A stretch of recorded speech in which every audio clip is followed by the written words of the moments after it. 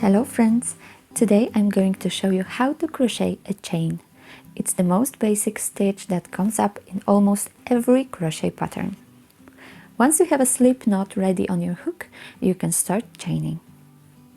Wrap the yarn around your hook from back to front. To do this, you have to move the hook under the yarn strand. Now, catch the yarn with the hook and lead it through the loop. This is a chain stitch. Now repeat. Wrap the yarn, we call it yarn over, catch it and lead through the loop. As you can see, each movement creates one loop on the hook and one below. The loop on the hook is called the working loop. The one below is a chain stitch. Now, if you want to count your chain stitches, you always start below the hook. The working loop doesn't count. Remember to practice keeping the right tension.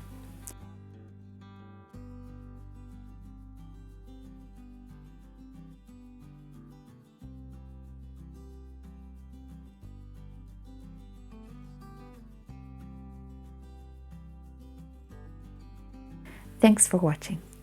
If you liked this video, please give it a thumbs up and subscribe to my channel. Bye bye!